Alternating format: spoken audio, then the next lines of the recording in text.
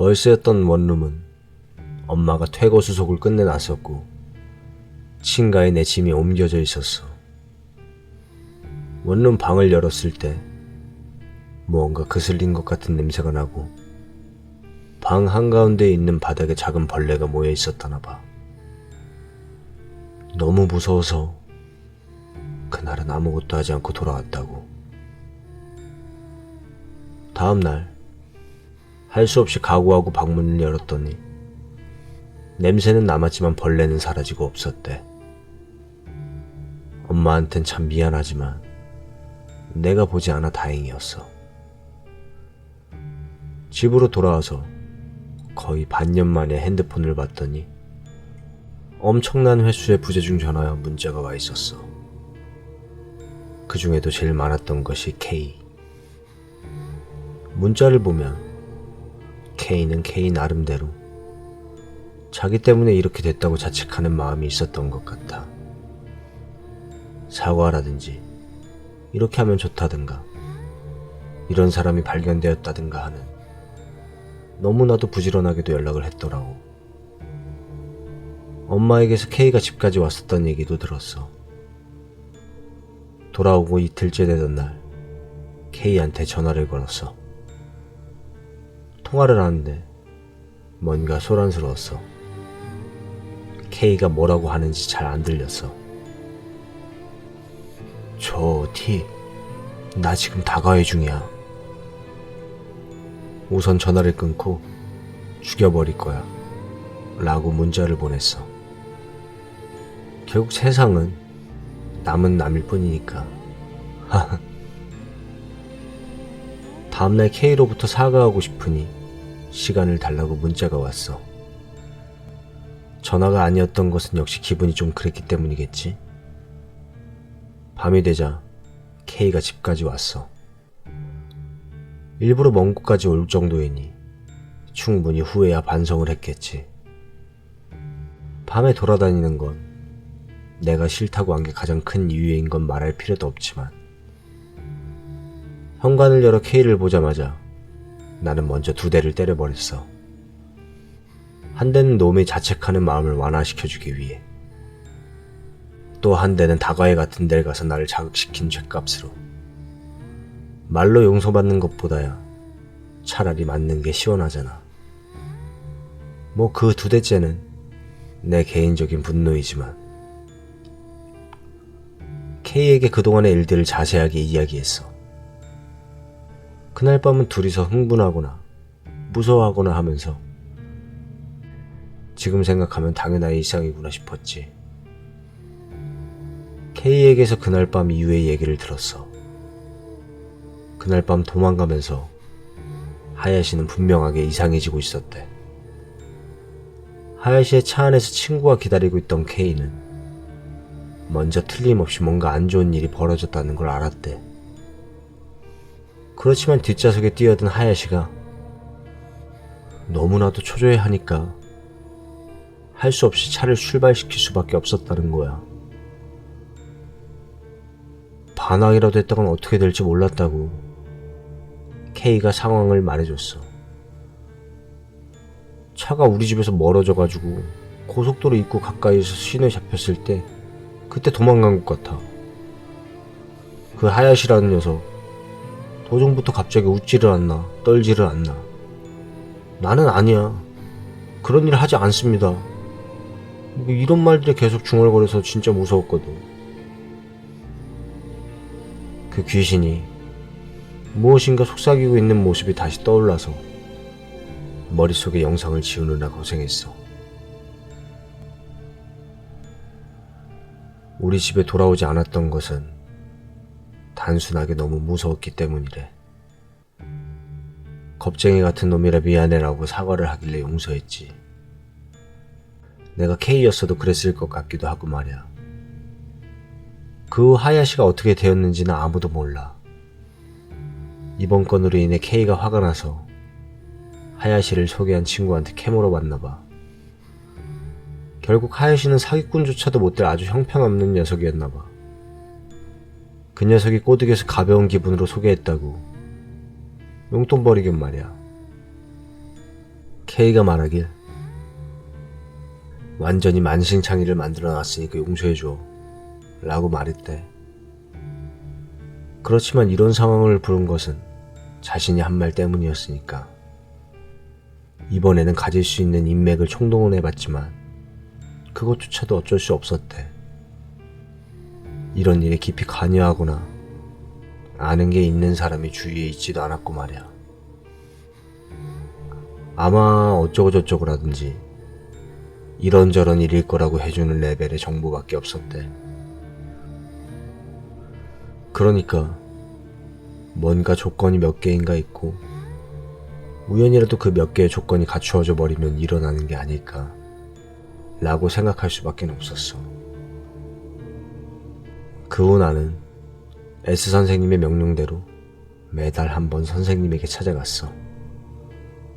처음 1년은 매달, 다음 1년은 3개월에 한 번으로.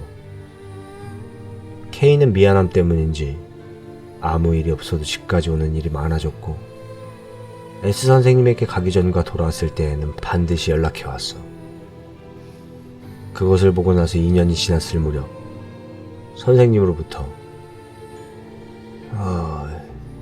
이제 걱정할 필요 없는 것 같구나 T. 지금부터는 이따금 얼굴 보여주고 그래줄래? 그렇다고 이상한 일 하면 안 된다 라는 말을 들을 수 있었어. 정말로 끝이 난 건지 나는 잘 몰라.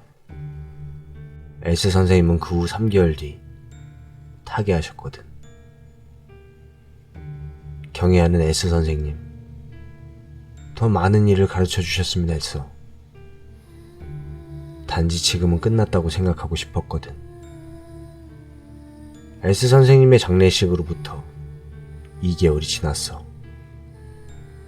슬픔과 소중한 사람을 잃은 상실감도 희미해져서 곧 일상으로 돌아오고 있었어.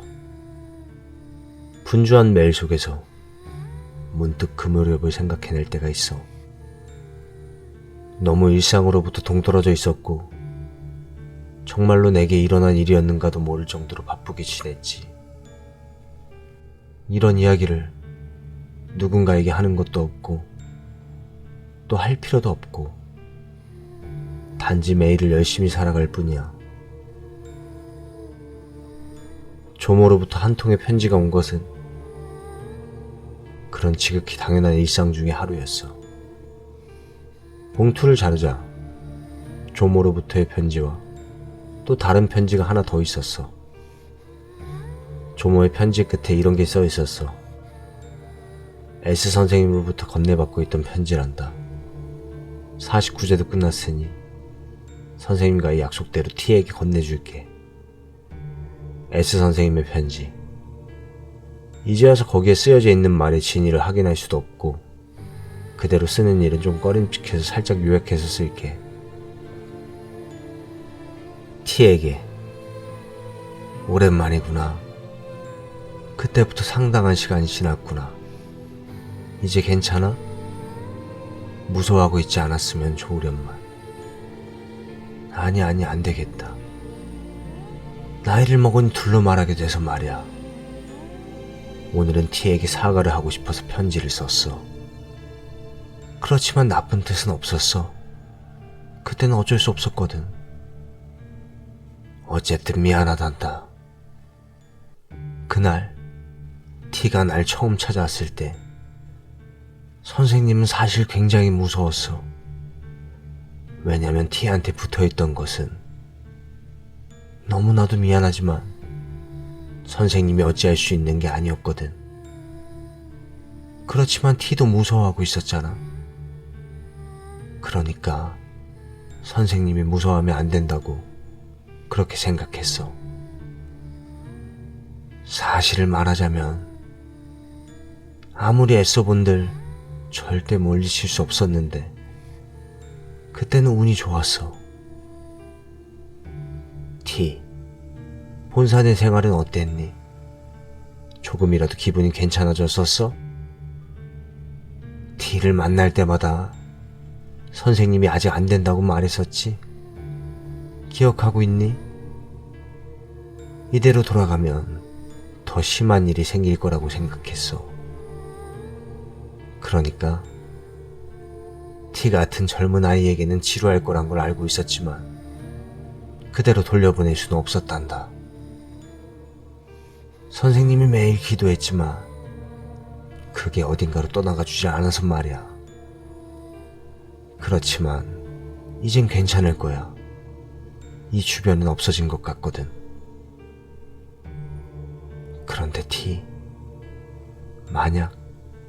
만약에 또 괴로워지거나 하면 본산으로 가도록 해. 그곳이라면 아마 T가 강해질 수 있기 때문에 손을 댈 수 없을 거야. 마지막으로 제대로 가르쳐두지 않으면 안 되는 것이 있어. 너무 힘들다면, 너무나도 힘들다면 그때는 부처님께 몸을 바쳐. 이제 괴로운 일밖에 없어져 버렸을 때에는 마음을 결정해. 절대 T를 죽게 하고 싶지 않다거나 그래서 이러는 게 아니야. 그래도 만약에라도 아직 끝나지 않았다면 T에게 괴로운 시간이 끝나지 않는다는 것이야. T도 본산에서 몇 명이나 만났었지. 정말로 나쁜 건 말이야. 천천히 시간을 들여 괴롭힌단다. 한없이 말이야. 결코 끝이 없는 거야. 괴로워하고 있는 모습을 보면서 즐기고 싶은 거겠지. 분하지만 선생님도 어찌할 도리가 없어. 눈앞에서 괴로워하고 있어도 아무것도 해줄 수 없을 때가 있단다. 그 사람들도 도와주고 싶지만 어떻게도 할 수 없는 일이 많아서 선생님이 어떻게든 T만은 돕고 싶어서 온갖 방법을 다 썼지만 솔직히 자신이 없는 거야. 아무 기운도 느껴지지 않으니 나는 없어졌다고 생각하지만 아직 안심하면 안 된단다. 안심하고 해이해지는 걸 기다리고 있을지도 모르니까. 알겠지, T야? 결코 안심해버리면 안 된다. 언제나 조심하고 이상한 장소에는 가까이 가지 말고 쓸데없는 짓도 하지 말고. 알았지? 선생님을 믿어. 응? 거짓말만 해서 미안해. 믿으라고 하는 게 우습다는 건 알아. 하지만 끝까지 부처님께 빌고 있었다는 건 믿어줘. T가 건강하게 매일을 보낼 수 있도록 언제나 기도하고 있습니다. S로부터. 읽으면서 편지를 쥔 손이 부들부들 떨렸어. 기분 나쁜 땀도 나고 심장 고동이 빨라지기만 했어. 도대체 어떻게 하면 돼? 아직 끝나지 않은 거야? 갑자기 그것이 어딘가에서 보고 있는 것 같았어. 이젠 피할 수 없는 걸까?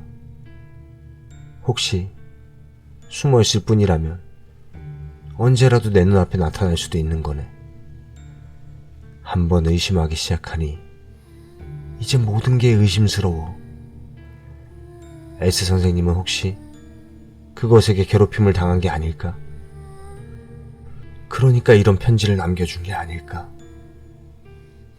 결국 아무것도 변한 게 없는 걸까? 하야시에게는 혹시 그것이 따라다니고 있는 게 아닐까? 도대체 그것이 무엇을 속삭였던 걸까?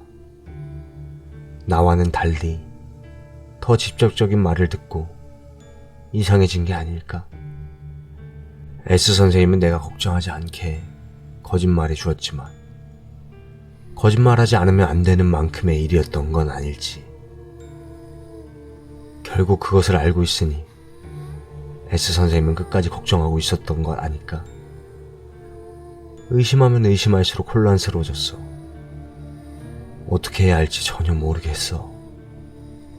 여기까지가 내가 아는 전부야. 2년 반에 걸쳐 지금도 끝났는지 확실하지 않은 이야기의 전부. 결국 이유도 모르고 때마침 해결할 수 있거나 무언가를 알고 있는 사람이 내 바로 옆에 있었다거나 하는 일은 없었어. 어딘가에서 얻었는지 확실하지 않은 얕은 지식이 부른 일인 건가? 혹은 그것이 뭔가의 인과관계가 있는 건 아닐까? 난 전혀 이해할 수 없었고 우연이라고밖에 말 못하겠어. 그렇지만 우연일 뿐이라기엔 너무너무 괴로워. 과연 여기까지 괴로워해야 하는 죄라도 지었나? 그런 적 없는데. 그렇다면 대체 왜? 너무 불공평하잖아. 내가 말할 수 있는 건 이것뿐이야. 무언가에 홀리거나 표적이 되거나 항상 따라다녀지거나 하면 진짜로 꾸밈없이 다시 한번 말할게. 끝까지 누군가가 끝났다고 해도 안심하면 안 된다. 그리고 마지막으로 미안하지만 사과하지 않으면 안 되는 것이 있어. 이 이야기 안에는 작은 거짓말이 몇 개 있거든. 이것은 다소나마 알기 쉽게 하기 위해서이기도 했고 내가 잘 모르는 부분이 있어서 그런 것도 있으니 눈 감아 주었으면 좋겠어. 그래서 의미를 잘 모르는 곳들도 많았을 거라 생각해. 이런 것들도 다 미안하게는 생각해. 단지 사과하고 싶은 건 그런 게 아니야. 훨씬 더 이 이야기의 가장 근본적인 부분에서 나는 거짓말을 했어. 눈치채지 못할 거라 생각했고 눈치채지 못하게 조심했어. 그렇게 하지 않으면 제대로 전해지지 않는다고 생각했거든. 크게 실망을 시키게 될지도 몰라. 그렇지만 이 이야기를 누군가에게 꼭 해야 할 것 같았어. 사실 나는 K야.